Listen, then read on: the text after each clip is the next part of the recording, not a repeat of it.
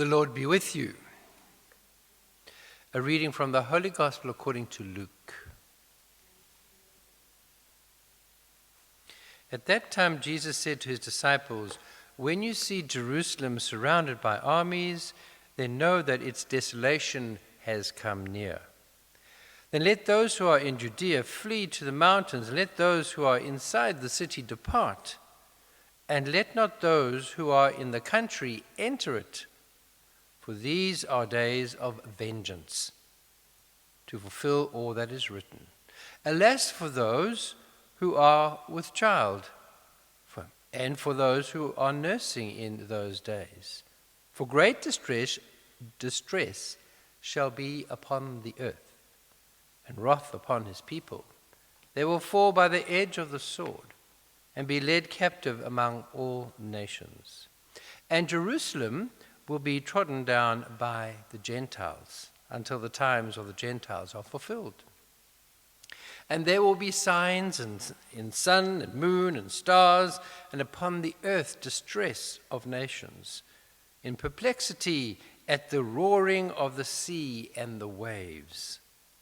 Men and women fainting with fear and with foreboding of what is coming on the world. For powers of heaven will be shaken.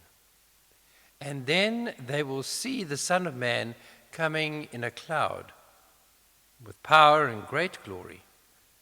Now when these things began to take place, look up, raise your heads, because your redemption is drawing near."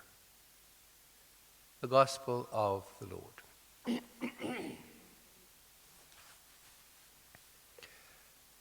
For some reason, when I was thinking and meditating on this gospel of gloom and doom and how there's brightness at the end, I thought of a time when I was about 10 or 11, and I did a really stupid thing. There was a particular hill that was very difficult to cycle up, but there was a road on the side that wasn't so difficult to cycle up. So you would cycle up the not so difficult hill, and then you would plan to turn the corner to have the momentum to go up the other steeper little hill. So I was doing this, and I saw a car coming down the steep little hill, and I thought, well, I'm sure I'm going to make it. Well, I didn't, and I crashed into the car. And it was a poor little old lady who was absolutely traumatized, and all I could do was say sorry and feel absolutely awful. And my bike was broken. I had bought my own bike. It was a lovely red bike. And it was really a moment of, I can even feel it now, of absolute horror and terror and guilt.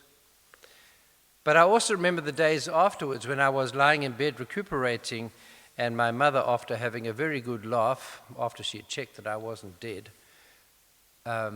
plied me with marshmallows and all kinds of sweets and things. Well, I know it's a very silly example, but for a boy of 10, 11, it was horrific at that time, but those sweets afterwards were memorable. Even today, I think that's where my passion for marshmallows comes from. Because whenever I was sick, my mother would always buy me marshmallows.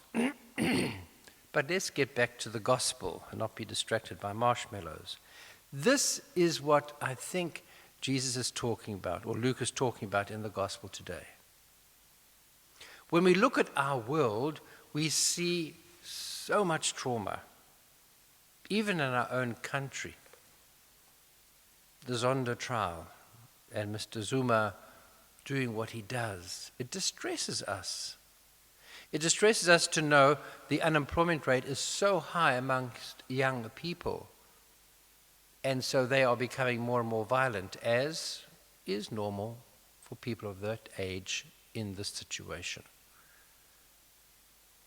Our economy is not good.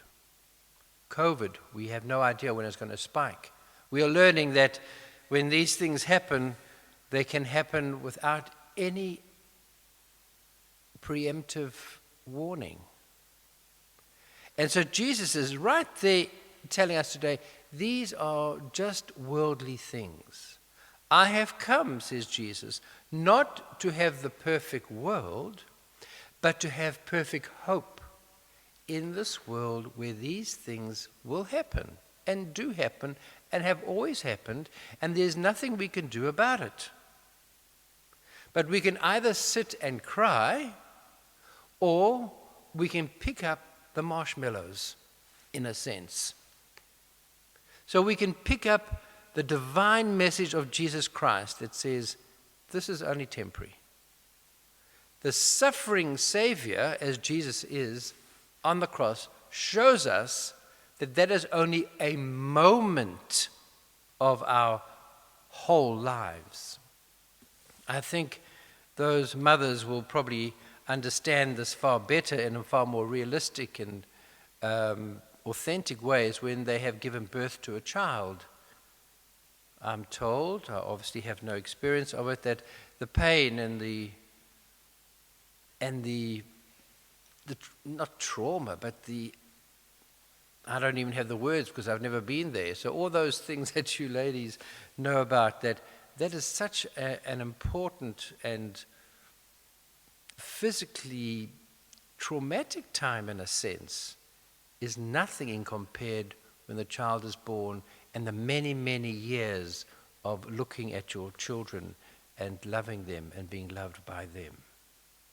And so these little images that we have, whatever they are in our lives, please look into your lives today and see, when have you felt so traumatized that you thought the world was ending, and then just go a little further and realize, but it did end. And know that in today's gospel, this is exactly what Luke is telling us. These earthly things do end. The crucifixion ended.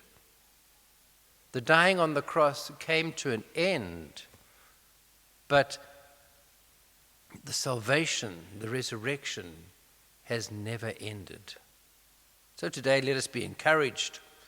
When we see all these things in our lives and in the world that might depress us, let us know that they're only short-lived, because we follow the example of a suffering Messiah. And we become that suffering Messiah. We become that ray of hope wherever there is doom and gloom. That is for us, especially as Catholics, because we receive the food of eternal life. If we are not doing it, we cannot expect anybody else to do it. Have a great day, no matter what the gloom and doom there might be around you. Amen.